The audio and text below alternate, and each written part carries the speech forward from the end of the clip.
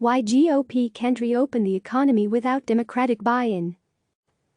From President Donald Trump through Republican governors and state legislatures, the GOP is coalescing around a position of reopening the economy as quickly as possible despite concerns about seeding a wider spread of the coronavirus. But the party's efforts face a paradoxical hurdle. The economy can't regain much momentum without the participation of big Democratic-leaning metropolitan areas, where both local officials and average residents remain more skeptical about quickly unwinding social distancing measures. In almost all of the swing states likely to decide the winner in the 2020 presidential race, the largest metropolitan areas account for at least two-thirds, and in several cases more than four-fifths, of the state's employment and economic output, according to a new analysis by the Brookings Institution's Metropolitan Policy Program provided exclusively to CNN. Mayors in many of those metropolitan areas, particularly in states such as Georgia, Texas, and Arizona with Republican governors committed to rapidly restarting the economy, have raised alarms about reopening too quickly.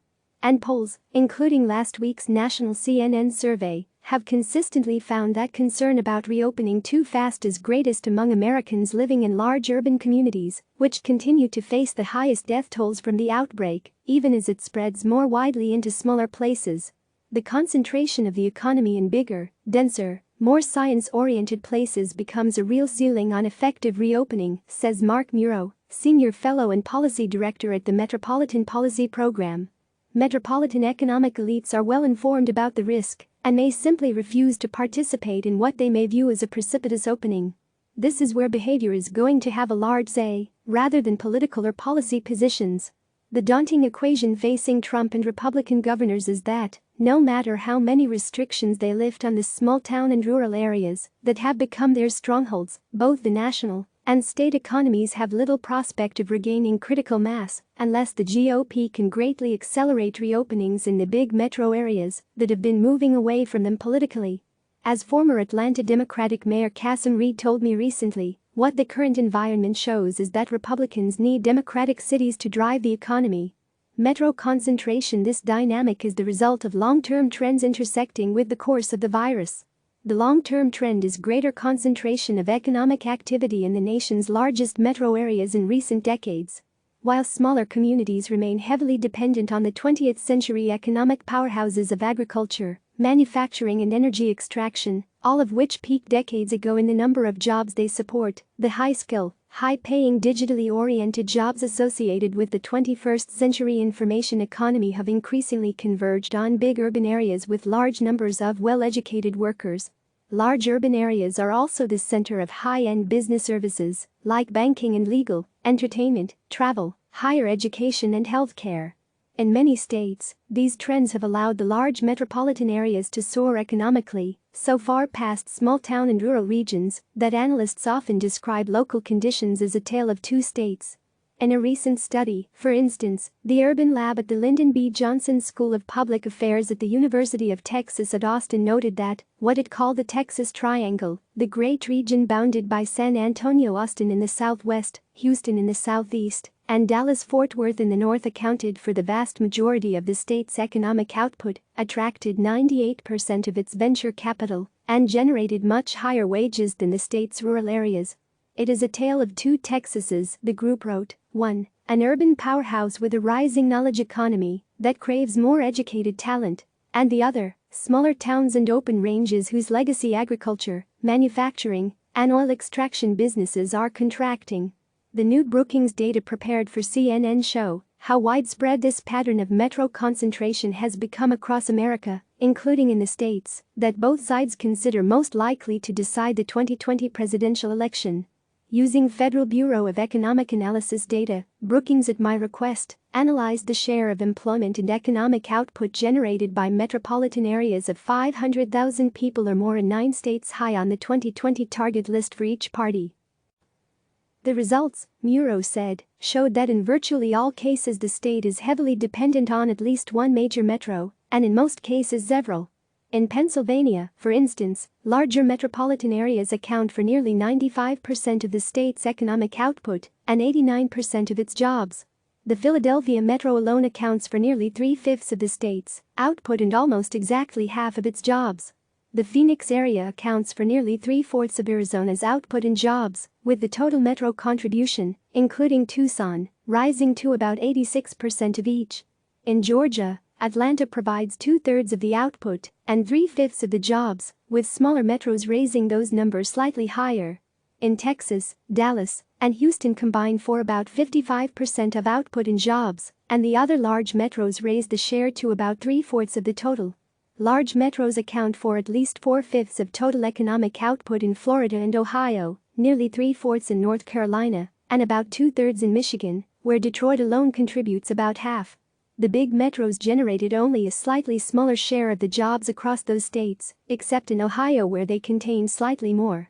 Only in Wisconsin, the least urbanized of the major swing states, did large metros account for less than half of the state's economy, and even there the numbers for Milwaukee and Madison combined still reached 46% of output and 42% of jobs.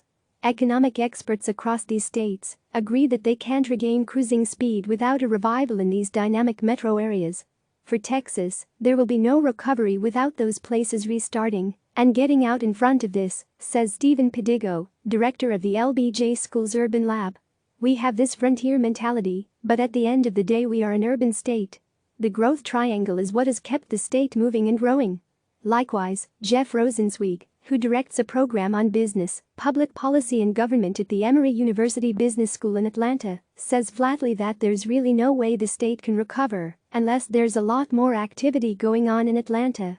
But these are exactly the places where the disease has hit hardest. William Free, a Brookings Institution demographer, has painstakingly documented the spread of the disease over the past few weeks into smaller communities, including many that Trump carried in 2016. But urban centers and their inner suburbs still account for two-thirds of all counties facing elevated caseloads, according to Free's calculations. In Arizona, Maricopa County, centered on Phoenix, accounts for just over half of the state's cases.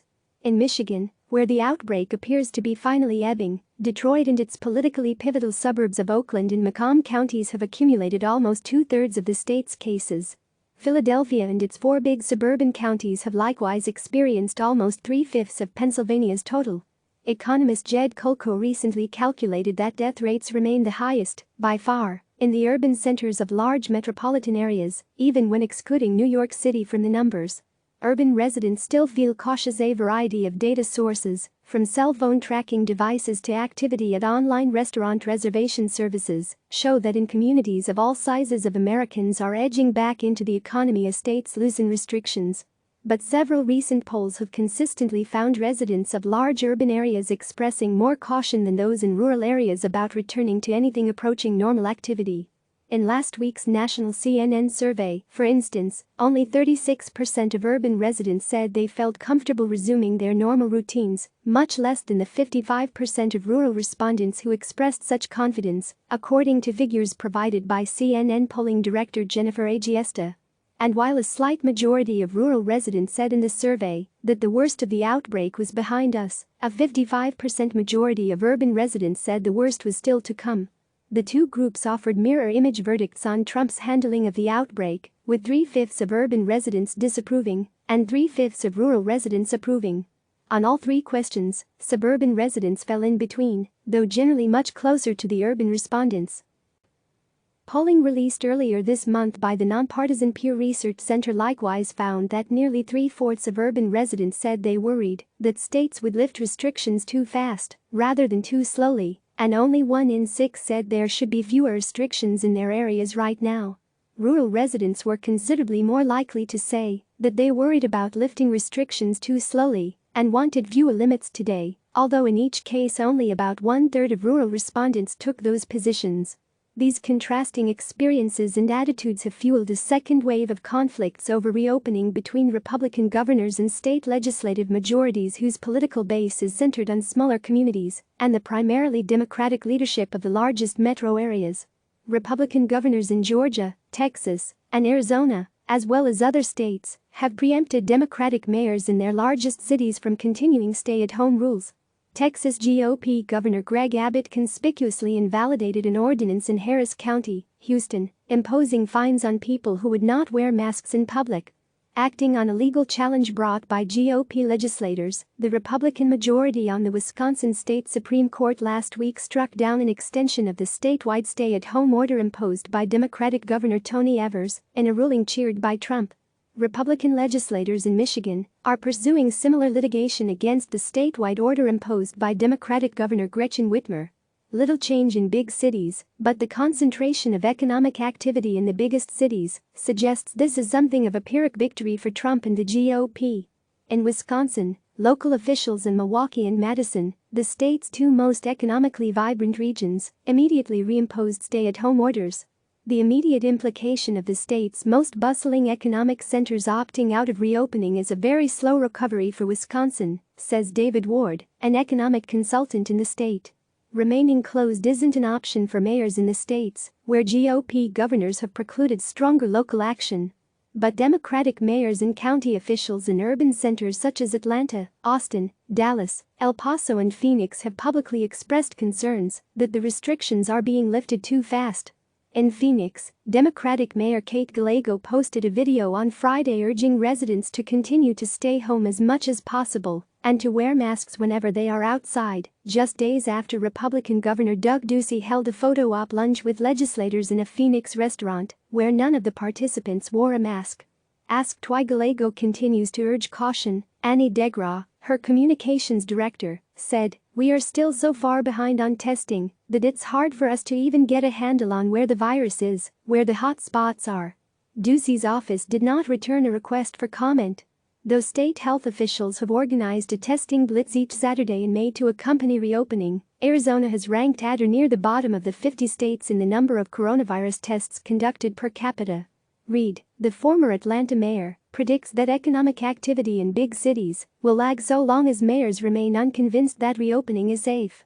"I think you will continue to see the public defer to the local mayor, and that's the signal that everybody will be waiting to hear from," he said. So while the economy is opening, I don't think there is anywhere near the level of activity you would have if the mayor of Atlanta or Houston or San Antonio were in line with the governor's policies. A new study led by Harvard economist Raj Chetty similarly concluded that consumer spending, employment, the number of small businesses that are open, and time spent at work changed little in Georgia, South Carolina and other states after their governors lifted stay-at-home orders. Muro likewise expects a slow re-emergence in the big population centers. He says he's had repeated conversations over the past week with economic development groups in major metropolitan areas around the country that are skeptical of the rapid restart that Trump and many governors are promoting. "I can tell you in the last 36 hours I've had multiple conversations with very senior CEO groups very concerned about what's coming out of their governor's office," he said.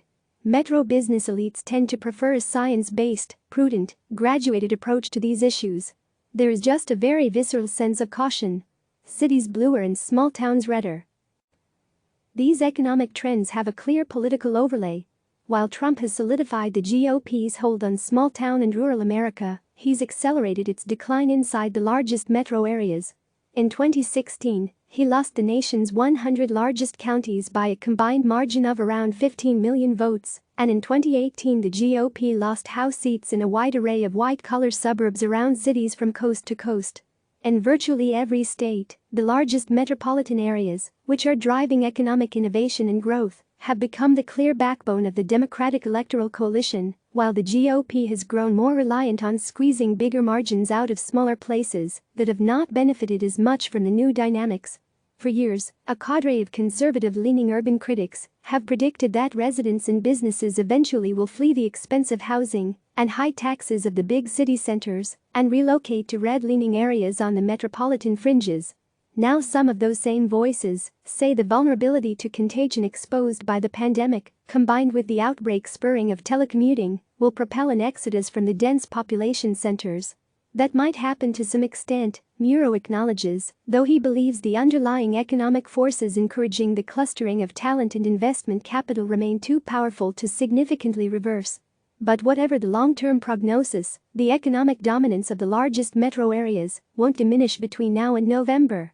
And that means Trump can't hope to truly revive the economy without more buy-in from the communities and voters who were the most skeptical of him from the outset and have been the most badly battered by the outbreak this year.